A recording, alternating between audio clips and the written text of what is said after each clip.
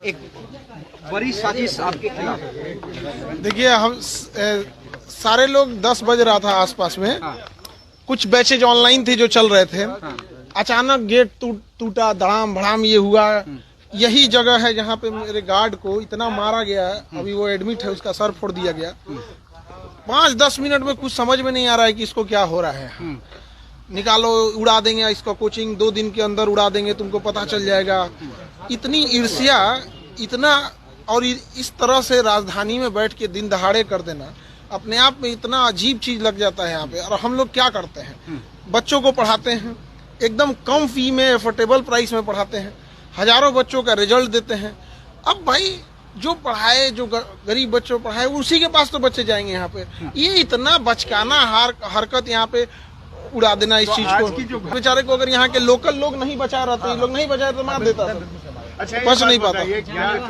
इस पूरे विवाद के पीछे क्या फीस कम करना है या फिर दूसरी कोई वजह है? ईर्ष्या है बच्चों को। मतलब एक होता है कि एक नेक्सस है कि भाई क्यों ऐसे कम बच्चों, इतने कम फीस में इतने बच्चों का अगर रिजल्ट हो रहा है तो कहीं ना कहीं किसी ना किसी का तो, जो शिक्षक के भेष में व्यापारी घुसे रहते हैं उनको कहीं ना कहीं। अदरवाइज में हम लोग क्या कर रहे थे, अभी तो हजारों बच्चों का रिजल्ट आया हुआ था, तो उन लोगों को हम समझा रहे थे यहाँ, और सारे बच्चों को बता रहे थे आगे का क्या प्रोसेस होता है, क्योंकि उनको नौकरी पहले लगी रहती है तो डॉक्यूमेंट वेरिफिकेशन। आज दिन भर उसी में थक के हम लोग गए। गोलीबारी भी हुई है। देखिए, उस समय इतना घटना हुआ। अभी जो घायल है, जो मेन, हम लोग तो अंदर से भी अपने चेंबर में थे, टीचर लोग क्लास ले रहे थे। जो गार्ड है उससे पूछा गया तो उसका कहना है कि सर कुछ समझ में नहीं आ रहा, इतना मार के फोड़ दिया गया उसको, तो समझ में नहीं आ रहा। एक सवाल का जवाब दीजिए। हाँ? जहाँ पर आप पढ़ाते हैं बच्चों को, जहाँ बच्चे पढ़ने आते हैं, कैरियर बनाने आते हैं, वहाँ मारपीट होती है, वहाँ गोलीबारी होती है, वहाँ 2 दिन बाद पूरा इंस्टीट्यूट उड़ाने की धमकी। यानी एजुकेशन हब के रूप से जाने जाना वाला जो मुसल्लहपुर हाट है,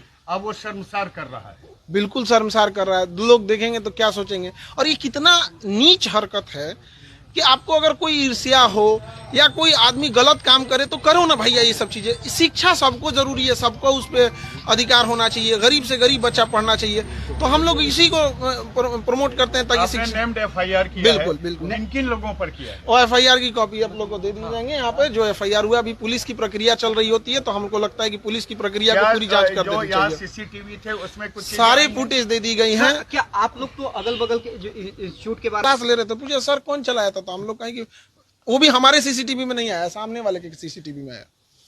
यहाँ लगातार होते रहते। तो इसमें जरूरत है, पुलिस प्रशासन को, और यहाँ पे एक तो गश्ती बढ़ाने की और सुरक्षा देने की यहाँ पर।